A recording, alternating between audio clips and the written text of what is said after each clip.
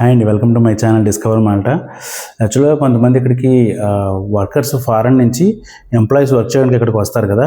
So work చేసే వాళ్ళు ఎలాంటి డాక్యుమెంట్స్ సబ్మిట్ చేయాల్సి ఉంటుంది, సో అలాగే కంపెనీ వాళ్ళ దగ్గర నుంచి ఎటువంటి డాక్యుమెంట్స్ తీసుకుంటుంది, సో వాటికి సంబంధించిన కండిషన్స్ ఏమి ఉంటాయనేది ఇప్పుడు నేను చెప్పబోతున్నాను.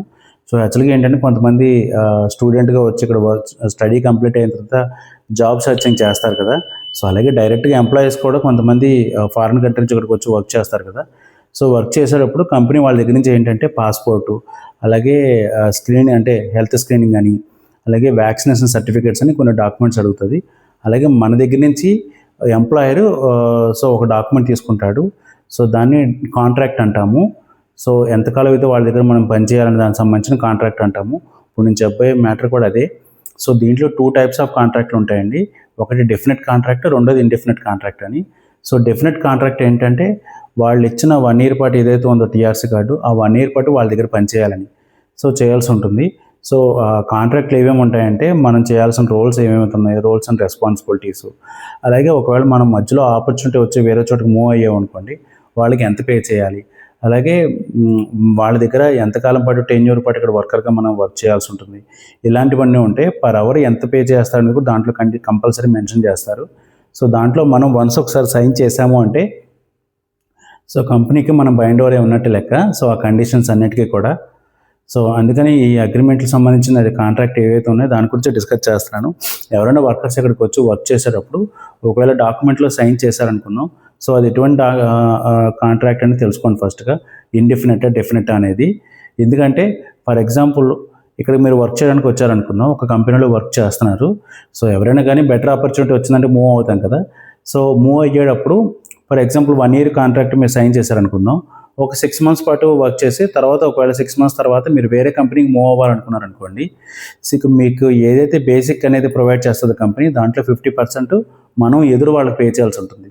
ఫర్ ఎగ్జాంపుల్ 6 నెలలు వర్క్ చేశారనుకోండి, మీరు 6 మంత్స్ తర్వాత మీరు బయటికి వెళ్దాం అనుకున్నట్టయితే కనుక మిగిలిపోయిన 6 మంత్స్కి ఫర్ ఎగ్జాంపుల్ మీకు బేసిక్ శాలరీ 1000 euros అనుకోండి, 50% అంటే 500 euros, అంటే 6 మంత్స్ పాటు, అంటే 500 ఇంటూ 6 మంత్స్ అంటే 3000 euros, అంటే 3 lakhs rupees కంపెనీకి మీరు పే చేస్తే వాళ్ళు ఒక టర్మినేషన్ లెటర్ అనేది మీకు ఇస్తారు. సో దాన్ని నో అబ్జెక్షన్ లెటర్ అని కూడా అంటాము. ఇప్పుడు ఇక్కడ ఏంటంటే ఒక చోట మీరు వర్క్ చేస్తున్నారు అనుకోండి, వేరే కంపెనీలో జాబ్ వస్తే మీరు మూవ్ అవ్వాలంటే ఫస్ట్ మన డాక్యుమెంట్స్ అన్ని కొత్తగా ఎంప్లాయర్ ఎవరైతే ఉన్నారో సో వాళ్ళకి ఎంప్లాయర్కి మన డాక్యుమెంట్స్ అన్నీ ఇస్తాం. ఇచ్చినప్పుడు వాళ్ళ దగ్గర నుంచి అప్రూవల్ వచ్చిందనుకోండి, ఐడి మాల్టాకి ఫైనల్గా మన అప్లికేషన్ సబ్మిట్ చేస్తే వాళ్ళు టర్మినేషన్ లెటర్ అనేది అడుగుతారు. టర్మినేషన్ లెటర్ అంటే ప్రీవియస్ నేను చేసే కంపెనీకి సంబంధించిన నేను వేరే కంపెనీలో మూవ్ అవ్వడానికి నాకు ఎటువంటి అభ్యంతరము లేదు అనే దాన్ని టర్మినేషన్ లెటర్ అంటాం. సో దాన్ని నో అబ్జెక్షన్ లెటర్ అని కూడా అంటారు. సో దాన్ని కంపల్సరీ సబ్మిట్ చేస్తేనే ఐడి మాల్టా ఎంప్లాయర్ అనేదాన్ని చేంజ్ చేసి వేరే కంపెనీకి మనల్ని మారుస్తుంది. సో ఇలా మార్చడానికి కొన్ని కంపెనీస్ ఒక్కొక్క రూల్ ఫాలో అవుతూ ఉంటాయి. సో రూల్లో ఇప్పుడు మీకు చెప్పిన డెఫినెట్ ఇండెఫినెట్ అండి. ఇండెఫినెట్ అనుకోండి ఎటువంటి ఇబ్బంది లేదు, మనం ఎప్పుడైనా మూవ్ అయిపోవచ్చు బయటికి. డెఫినెట్ అయితే కనుక కంపల్సరీ ఒకసారి ఆ కండిషన్స్ అన్ని మనం చదువుకొని సైన్ చేయాల్సి ఉంటుంది. సో మా ఫ్రెండ్ ఒక అబ్బాయి అయితే ఇలాగ వచ్చిన కొత్తల్లో జాబ్ ఉంది కదా అని చెప్పి జాయిన్ అయ్యాడు.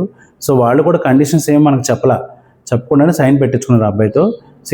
8 months తర్వాత అబ్బాయికి జాబ్ వచ్చింది వేరే చోట.